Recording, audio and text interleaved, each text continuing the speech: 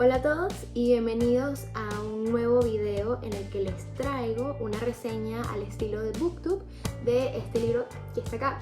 Se llama Salvas Cruz en el Fuerte Libertador, Alemania y el bloqueo internacional de Venezuela para 1902-1903, un estudio sobre la diplomacia con cañones, escrito por Holger H. Hergen y J. León Helguera. Holger H. Hergen es profesor emérito de la Universidad de Calgary en Canadá y es especialista en las áreas de historia militar y diplomática alemana y en estudios estratégicos. Mientras que el profesor J. León Helguera fue historiador y profesor de la Universidad de Vanderbilt, especializado en historia latinoamericana con foco en Colombia y Venezuela.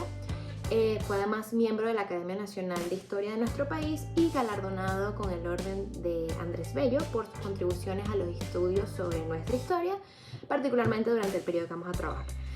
Antes de comenzar comentar un poco sobre el contenido del libro, quiero hablarles un poco sobre algunas de sus características que me llamaron mucho la atención, sobre todo a nivel bibliográfico.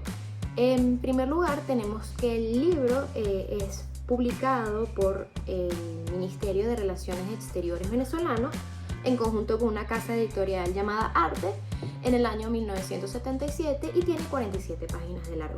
Sin embargo, como verán, esto tiene más de 47 páginas y que eso es lo realmente interesante porque en un mismo encuadernado, es decir, en un mismo libro, contamos con la versión escrita en inglés, seguido de una sección de archivos o fotografías que les iré mostrando por aquí a lo largo del video, y tenemos una versión en español, todo en un mismo conjunto de páginas. Entonces, el objetivo principal del texto, o la idea principal del texto, es hacer un estudio historiográfico sobre los eventos antes, durante y después del bloqueo internacional a Venezuela en los años 1902-1903,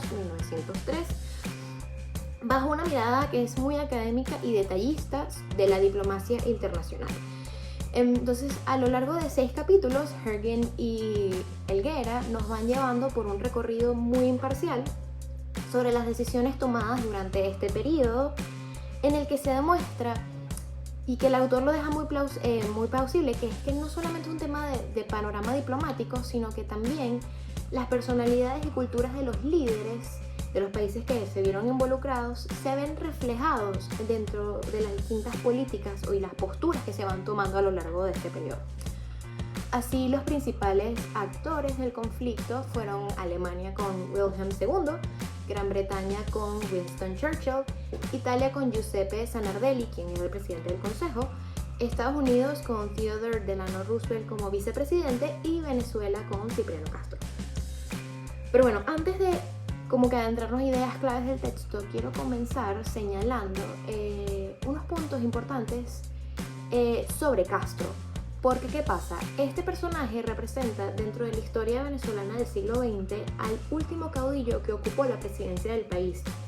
Y me permito remitirme al libro, que lo tengo abierto atrás de la cámara, para leer la descripción que hace George Scheller del libro del líder venezolano, dado que pienso que nos ayudará a entender un poquito las acciones que este líder toma a lo largo del conflicto.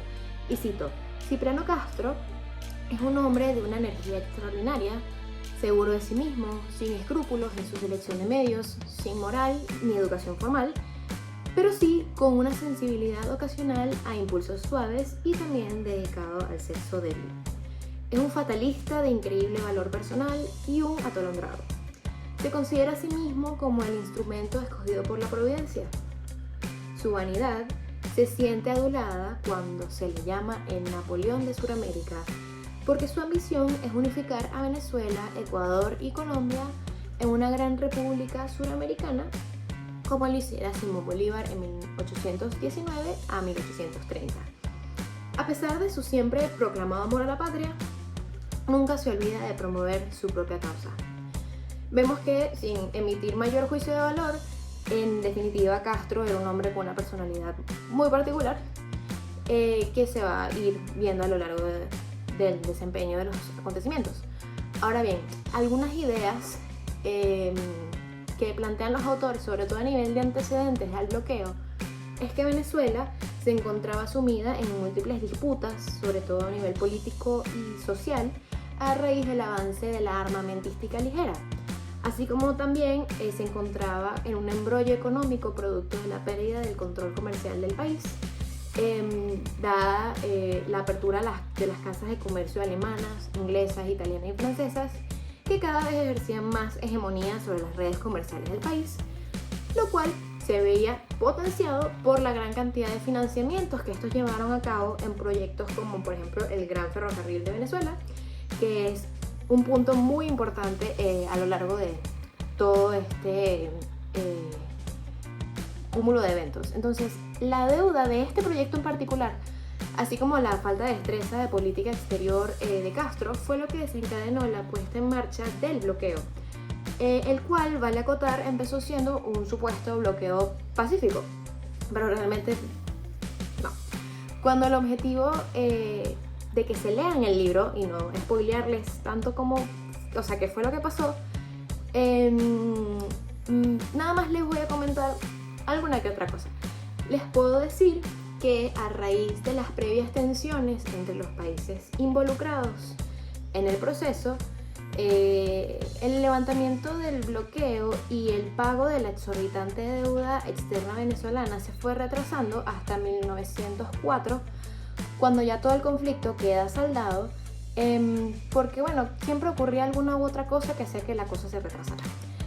También se señala que para 1902 la deuda nacional interna venezolana se estimaba en 94 millones de bolívares y la externa en el doble de la cifra, por lo que ese mismo año Castro cede al arbitraje de la Corte Interamericana de La Haya, y para 1907 este cumple con el último pago a Gran Bretaña, Alemania e Italia sobre la deuda reconocida por los protocolos de Washington, así como se hicieron los pagos para la deuda diplomática de 3%. Esa es la tarea que tienen, averiguar qué es esa deuda. Ahora, otra cosa que es interesante, que se muestra a lo largo del texto, es la importancia que tiene la opinión pública en este tipo de situaciones. Un ejemplo de esto, que es muy visual, es que los venezolanos se enteraron del bloqueo a través de la prensa caraqueña el 29 de noviembre de 1902, por lo que pronto se empezaron como a correr estos rumores de que Alemania y Gran Bretaña invadirían, y Castro aprovechó la oportunidad para atraerse a todo el país, no solo en contra de los extranjeros, sino también en contra de aquellos rebeldes venezolanos que estaban como incursionando en estos problemas sociales y políticos que les hablaba al principio. Entonces, también tiene que tomarse en cuenta que el bloqueo venezolano no fue un incidente aislado como nada en la historia, porque el periodo de 1902 a 1903, Europa estaba al borde de la depresión monetaria y se dieron varios casos en que las naciones acreedoras aplicaron presión de diversos tipos sobre sus deudores para que les saldaran las deudas y ellos poder reponerse económicamente. Pero ¿qué pasa? La actitud de Castro ante las potencias lo habían transformado no solamente en un héroe popular y en un símbolo de unidad, sino que también se le dio el título de Dios de la venganza, porque no solamente no olvidó quienes estaban en su contra a nivel internacional y nacional, sino que también generó como este auge de yo voy a unir a Venezuela. Y también hay que entender, y este libro lo deja muy en claro, que analizar un fenómeno imperialista como este, hay que tomar en cuenta no solamente factores económicos, sino también, por ejemplo, la opinión pública, el prestigio, la estrategia marítima, acuerdos diplomáticos internacionales, la reacción individual humana, la cosmovisión europea, la cosmovisión latinoamericana.